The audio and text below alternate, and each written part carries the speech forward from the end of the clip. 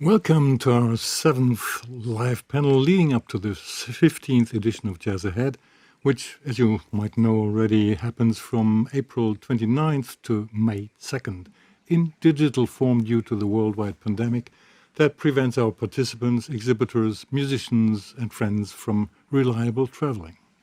In that respect, we are sitting in the same boat with another international jazz event that coincides with Jazz Ahead, and that is the International Jazz Day, today's topic of our live panel.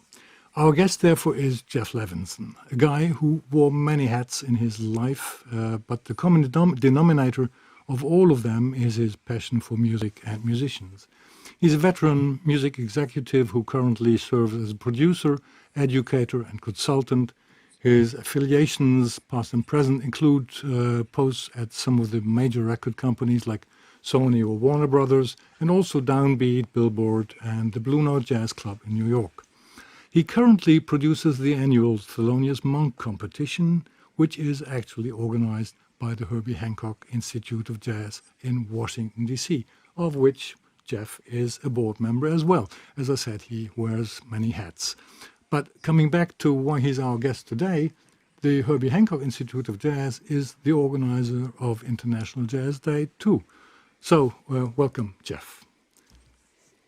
Thank you, Peter. It's a great honor to be with you, especially as we kind of enter a new era of a partnership on behalf of spreading the jazz gospel around the world.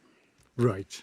Before we get to reveal our common plans, I'd like to ask you to give our participants a brief history of how the International Jazz Day came into being and what it is about.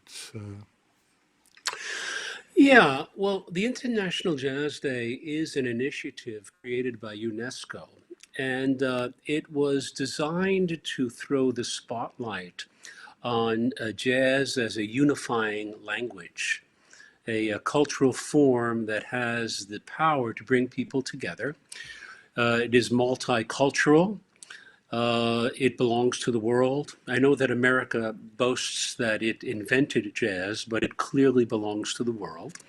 So 10 years ago, UNESCO created this initiative, and it was determined that the key spokesperson on behalf of this global outreach should be Herbie Hancock.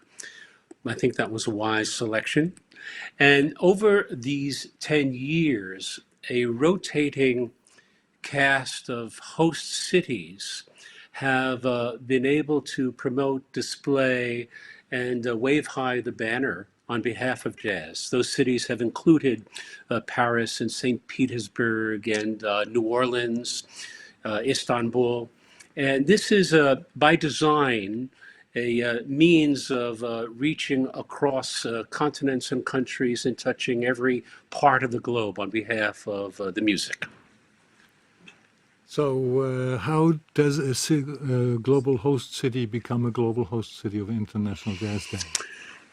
Well, there are different protocols and applications, of course, but fundamentally, what International Jazz Day looks for, and this is an event that is produced by the Herbie-Hancock Institute, as you mentioned earlier, Peter, but what International Jazz Day looks for is that there is an infrastructure within a host city that can really throw the spotlight on jazz education and jazz performance and workshop opportunities and a city politic that celebrates arts as both an economic engine and as an engine that enriches the humanity in us all. I'm a big believer in that, and I know you are as well. So International Jazz Day looks for cities that can dedicate themselves and invest all facets of the infrastructure behind this initiative. Great. So, and then there is a concert, an all-star global concert attached to it. Normally, how does that work? I mean, that's produced by the Herbie-Hancock Institute as well?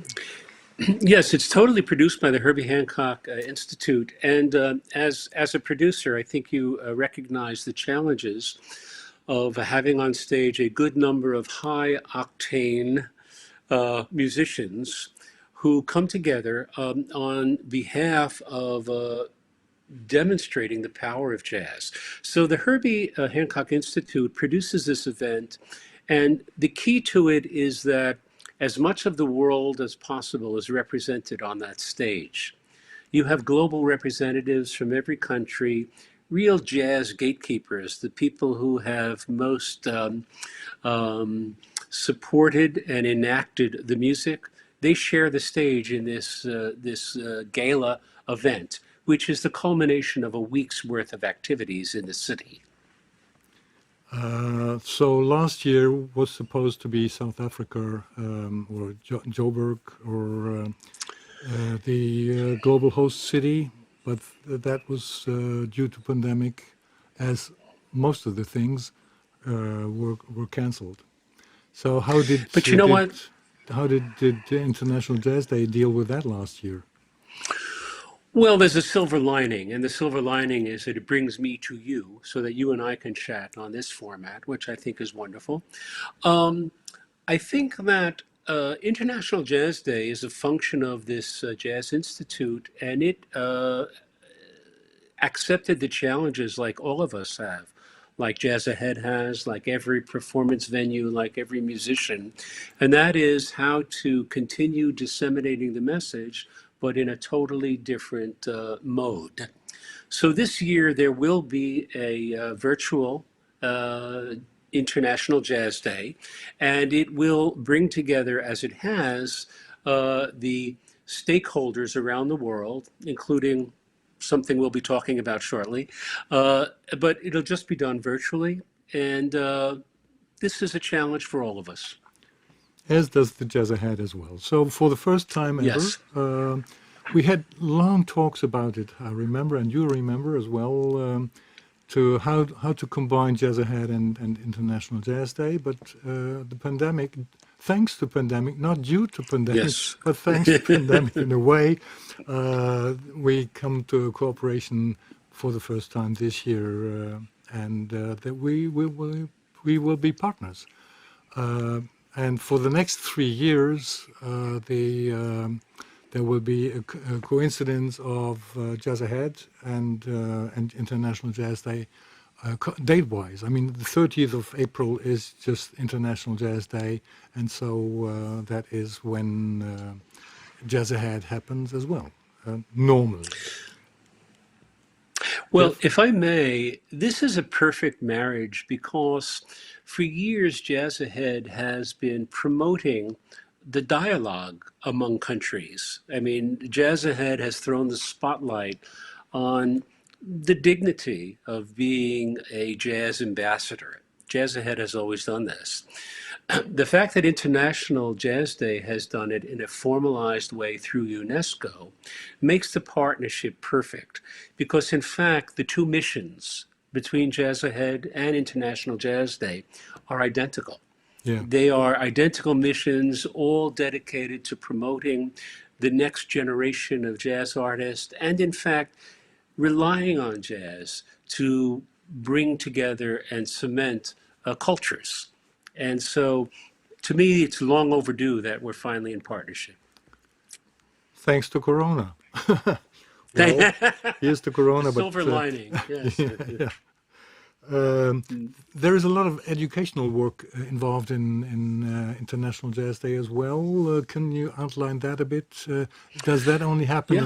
in the cities, in the global host cities, or does that happen everywhere?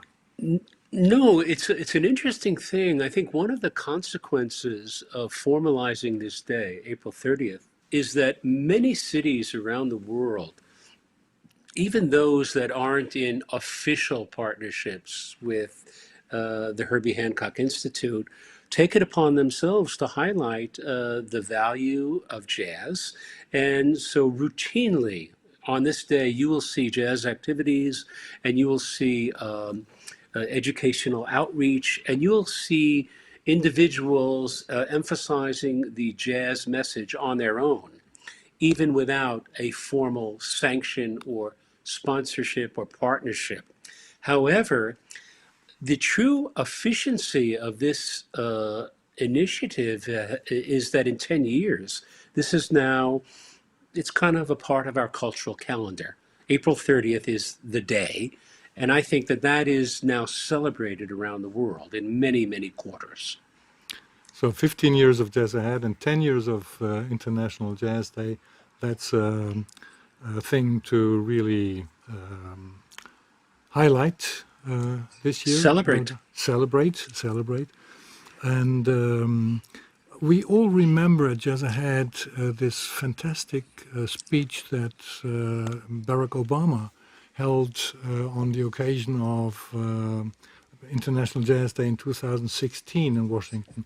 That was one of the most impressive speeches of a politician, I would say, as to jazz. It was just brilliant. Were you there?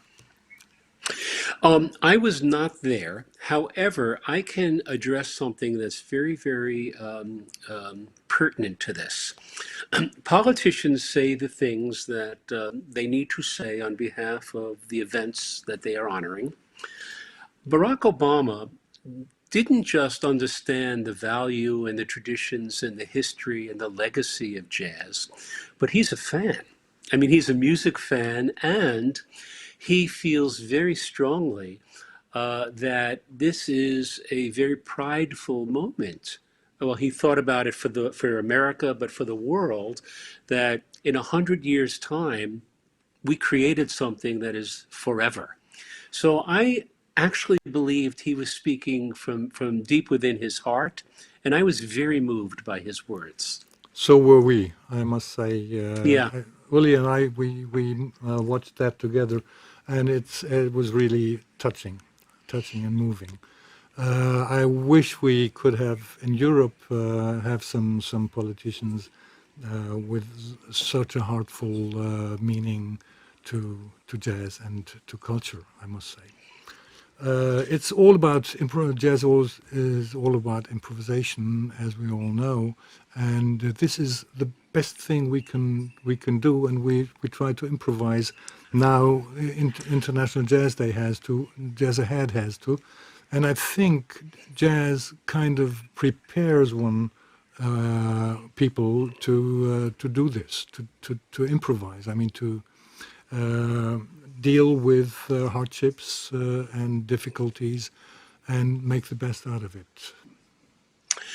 You know, one of the implicit messages of International Jazz Day and Jazz Ahead is to kind of respect the dignity of this art. And that means respecting the dignity of those who created it. And I am very, very attached to people who recognize the humanitarian part of the story, even beyond the joy of listening to a piano solo that rocks your world.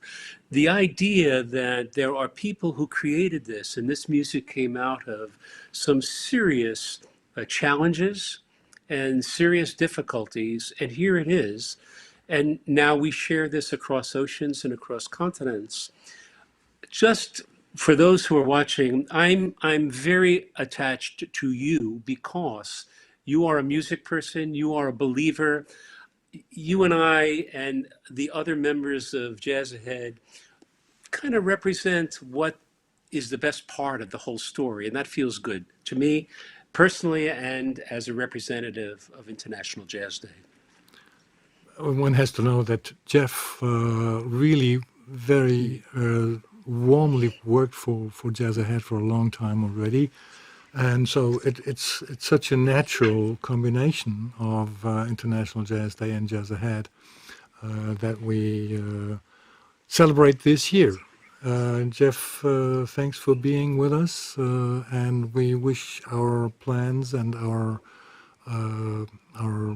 goals all the best. We will have Didi Bridgewater saying some nice words to Jazz Ahead audience, and we will reverse that from our side as well to International Jazz Day. So looking forward to meet again in person. Then we will have a party in person to celebrate what we had to do digitally only. Okay, We can break out the schnapps at that time. Is that something we can do? we can do. Okay, Okay. cheers. Thanks a Thank you lot. so much for everything. Bye Take now. care. Bye. Bye-bye. Bye.